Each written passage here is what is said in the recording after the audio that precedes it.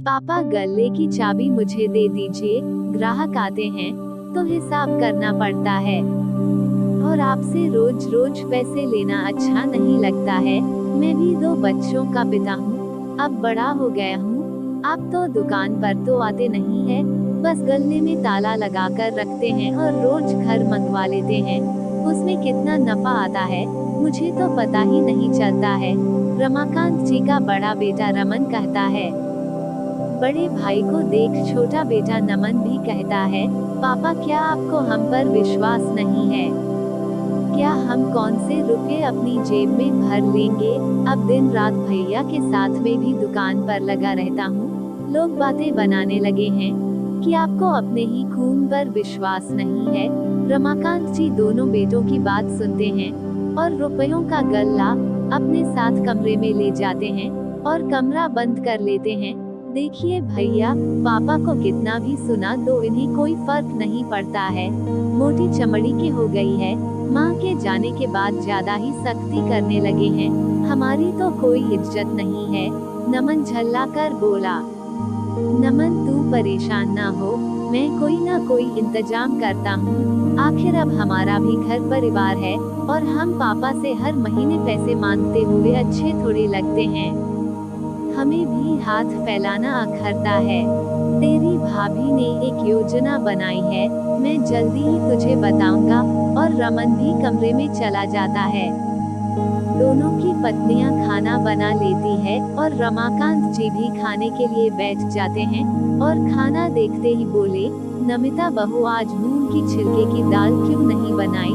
मैं रोज रात उसी से खाता हूँ, मुझे वो दाल जल्दी से पच भी जाती है। तभी छोटी बहू रंजना सामने रोटी रख देती है। रमाकांत बोले, बहू रोटी में थोड़ा सा ही घी लगा है। कितनी बार कहा है, मुझे अच्छा घी खाने की आदत रही है। घी से रोटी नरम पड़ जाती है, दांतों से चबाने में आसानी होती है। बहू तुनक कर बोली, जैसा बन गया है खा लीजिए, इतना क्यों परेशान कर रहे हो? इधर दोनों बेटे बैठते ही बोले, ज्यादा ही नखरे हो गए हैं। उसने भी फटकार लगाई।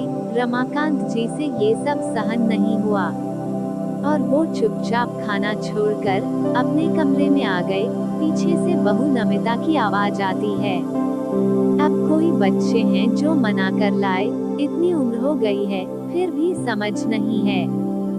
ज्यों ज्यों पापा की उम्र बढ़ रही है वैसे वैसे नखरे बढ़ रहे हैं। अब घर संभाले या आपके पापा के नखरे उठाएं, ये तो हमारे बच्चों से भी ज्यादा परेशान करते हैं। रमाकांत जी कड़वे घूंट पीकर रह जाते हैं, उनका कलेजा छलनी हो गया। बहू तो बहू बेटे भी कड़वा बोल देते हैं। अपने ही बच्चे ऊंचे स्वर में बात करें और खुद अपने पिता का अपमान करें, इससे बड़े दुख की बात और क्या होगी। माँ होती तो रोकर दिल को हल्का कर लेती, पर पिता का होना भी बड़ा मुश्किल है। मन को पत्थर बनाकर रखना होता है, बड़े से बड़े अपमान झेलने होते हैं। रमाकांत जी अपनी पत्नी मनोरमा की तस्वीर देर तक निहारते रहते हैं। पुरानी सुनहरी यादें उनकी आंखों के सामने छाने लगती हैं। अपनी पत्नी के लिए दिल भर आता है, मानो कल की ही बात हो जब मनोरमा जी को उनके घर देखने गए थे और पसंद आने पर उनसे शादी हो गई। जब रमाकांत जी के 2 बच्चे भी हो गए थे, बड़े बेटे का नाम रमन और छोटे का नाम नमन रखा था। दोनों बेटों पर मनोरमा जी जान छिड़कती थी, दोनों बेटों की पसंद का बड़ा ख्याल रखती थी। रमन और नमन पढ़ाई में औसत दर्जे के थे, पढ़ाई से ज्यादा दोनों का दुकानदारी में मन रम रहा था। फिर घर का इतना अच्छा बिजनेस छोड़कर नौकरी में रखा भी क्या था।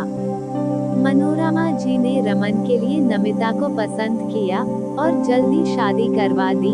नमिता बहुत ज्यादा खर्चीली थी, उसे लगता था घर में कुछ कमी नहीं है, घर की ही दुकान है तो राशन पानी की क्या चिंता करना। मनोरमा जी उसे समझाती थी कि दुकान चाहे घर की हो पर खर्चा तो होता ही है, माल मुफ्त में नहीं आता है और दुकानदारी में हमेशा नफा नहीं होता है, कभी कभी नुकसान भी उठाना पड़ता है। पर नमिता को ये बात समझ नहीं आती थी। रमन के बाद नमन की शादी की पर रंजना भी बड़ी मुहफ़्फ़त आई थी। वो छोटे और बड़ों का जरा भी लिहाज नहीं करती थी, तो मनोरमा जी उसके आगे कम ही बोलती थी। गृहस्थी की गाड़ी चल रही थी। समय के साथ दोनों बेटे बहुओं के गुलाम बनते चले गए और एक ही छत के नीचे रहने के बावजूद अपने माता पिता से दूर होते चले गए। समय के साथ दोनों की उम्र भी बढ़ने लगी, शरीर थकने लगा था और बेटे दुकान संभालने लगे थे। रमाकांत जी दुकान सुबह और शाम ही जाते थे। अभी भी दुकान का लेन देन, नफा और नुकसान सब वो ही संभालते थे। सुबह नौकर के साथ जाकर गल्ला रखाते थे और रात को गल्ला उठाकर ले आते थे। दोनों बेटे बहू इसी बात से नाराज रहते थे।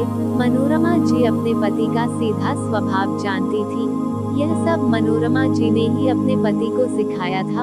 उन्होंने तो अपने छोटे भाइयों की तरह दोनों बेटों पर विश्वास किया, लेकिन मनोरमा जी नहीं चाहती थी कि उनके जाने के बाद उनके पति को बेटे बेघर कर दें और उन्हें अपमानित करे।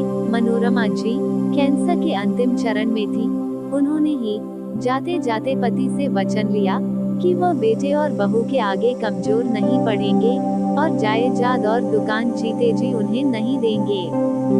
और सदा के लिए दुनिया से चली गई मनोरमा। अब वो वर्तमान में आते हैं और अपने आप से बोलते हैं, तुम क्यों चली गई? साथ रहने का वादा था और बीच रास्ते में ही चली गई। और वो अपनी पत्नी की फोटो को हाथ निहारते सो गए। अगली सुबह जब उठे तो देखते हैं घर में हल्ला मच रहा था। दोनों बहू अपना सामान लेकर खड़ी थी और बेटे उन्हें मना रहे थे, तुम चली गई तो ये घर और ये बच्चे कौन संभालेगा? मैं अकेला रह नहीं पाऊंगा। रमन कह रहा था, रंजना तेरे जाने के बाद मेरा क्या होगा? खाना कौन बनाएगा? रंजना बोली, तुम अपने पापा को कह दो कि हम पर हुक्म न चलाए। यह हमें ऐसे ही परेशान करेंगे, रोज खाने में नींद में निकालेंगे, तो हम दोनों यहाँ नहीं रहेंगी। नमिता ने कहा, पापा अब आपकी उम्र हो गई है। रमन बोला, मेरी पत्नी आपसे परेशान हो चुकी है, आप ये घर छोड़कर गांव वाले पुश्तैनी मकान में रहने को चले जाएं। बड़े बुजुर्गों का काम है, वो घर में शांति और सुख बनाए रखें। नमन ने भी बेशर्मी से कहा, हाँ पापा आप गांव क्यों नहीं चले जाते? वो घर खंडहर हो गया है, पर आपको क्या करना है और कितना जीना है? जीवन का अंतिम समय आप वहाँ जाकर भगवान का नाम लेकर गुजारें और हमें चैन से जीने दो। नमन ने भी चिढ़कर कहा। तभी नमिता बीच में बोली, ये घर से क्यों जाएंगे? इन्होंने तो हमें परेशान करने की ठान रखी है। मम्मी जी के साथ यह भी चले जाते ताकि घर में शांति बनी रहती है। यह सुनते ही रमाकांत ही अंदर तक हिल गए, लेकिन उन्होंने धैर्य बनाए रखा और बोले, बेटा रमन, मैं इस उम्र में कहाँ जाऊंगा? वह घर जो खंडहर हो गया है अब रहने लायक नहीं रहा है। बूढ़ी आंखों में कमजोरी आ गई है और अब तो हाथ पैर भी कांपते हैं। अब जाने कब ईश्वर का बुलावा आ जाए। मैं तो उन्हीं के बुलावे का इंतजार कर रहा हूँ, पर लगता है तुम दोनों और तुम्हारी पत्नी मुझसे परेशान हो गई है। अब हमारा साथ रहना मुश्किल है, घर में क्लेश बना रहता है। बड़े बुजुर्गों का फर्ज है कि घर में शांति बनाए रखें, और क्या छोटों का फर्ज नहीं है? बुजुर्गों का ध्यान रखें, उनकी देखभाल करें।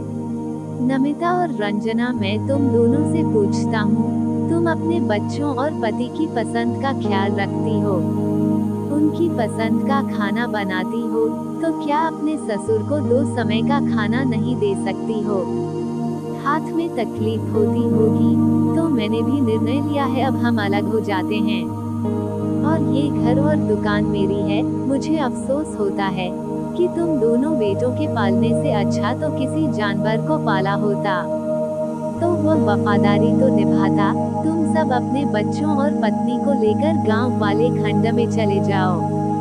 खून गर्म है तो कुछ ना कुछ जुगाड़ करके खाना कमा ही लोगे, ताकि तुम सब शांति से जी सको और मैं भी शांति से जी सकूं।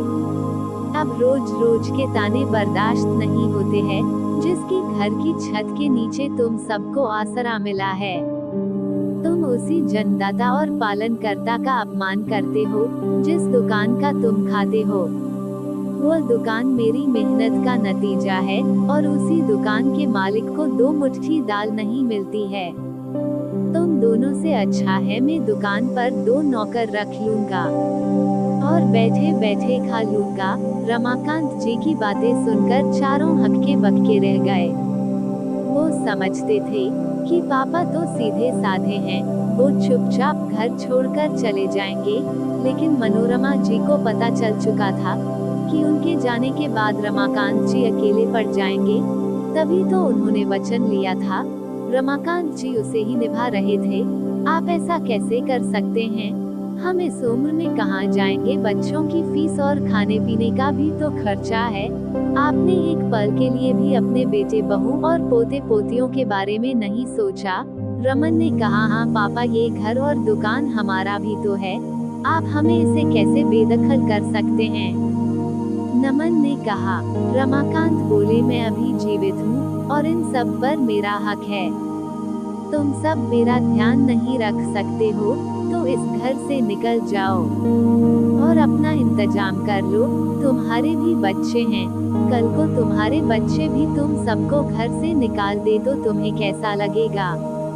माता पिता बच्चों के पालने में खुद खर्च हो जाते हैं और बच्चे उन्हें बुढ़ापे में 2 समय की रोटी भी खरी खोटी सुना कर देंगे तो उनके दिल पर क्या गुजरेगी? मेरी जगह तुम अपने आप को देखो, क्या तुम भी मेरे जैसा ही बुढ़ापा चाहते हो?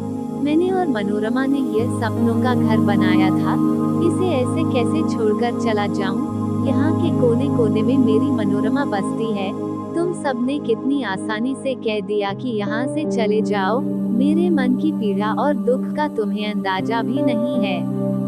रमन और नमन की आंखें खुल गई।